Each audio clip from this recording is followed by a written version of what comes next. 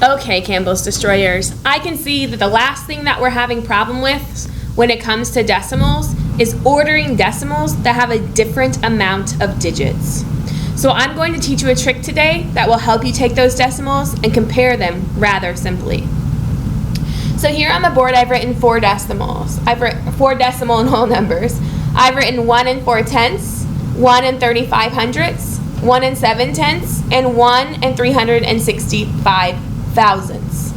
So in order to compare these, we need to put them in order from least to greatest. What happens when we look at these numbers is we assume that because this 1 and 4 tenths has less numbers than this 1 and 35 hundredths, it must be smaller. However, that's simply not true. In order to properly compare your decimals, remember this trick. If this decimal has our biggest amount of numbers, our largest amount of numbers, we need to make sure our other decimals match that decimal. So in order to do that, we can add a 0 after our last numbers of the decimal. Remember that 0 has no value and it doesn't change how much that number is worth.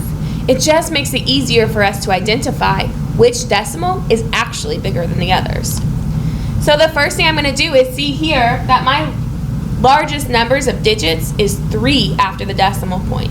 So I'm going to make each decimal number match 3 digits by adding zeros. So I'm going to add 2 zeros to my 4.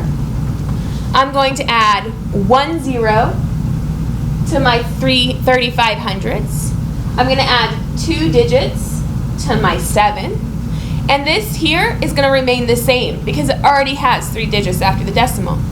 So now when I see these numbers, I can clearly see that 1 and 4 tenths is larger than 1 and 35 hundredths. So the smallest number that I have on my board is actually 1 and 35 hundredths. So in order, I have 1 and 35 hundredths. I added that 0.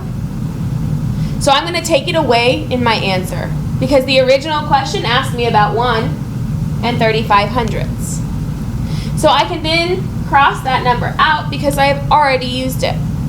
So what's the next smallest number? We can see that we have left 365 thousandths, 400 thousandths, and 700 thousandths. So I can clearly see that the next smallest number is 1 and 365 thousandths. Because 365 is smaller than both 400 and 700. So now I've used that number, I can cross it out and move on to the next biggest. I have 2 numbers left. One is 1 and 4 tenths and one is 1 and 7 tenths. So I can look by comparing them that the 1.4 is smaller than the 1.7. Remember, I added those 2 zeros to my question, so I'm going to remove them in my answer. That leaves just one number, 1 and 700 thousandths. I know that I added these zeros, so I'm going to make sure to remove them in my answer. My largest number on the board is 1 and 7 tenths. So remember, whenever you see decimals that don't have the same number of digits, you can always add zeros to the end without changing the value of the number.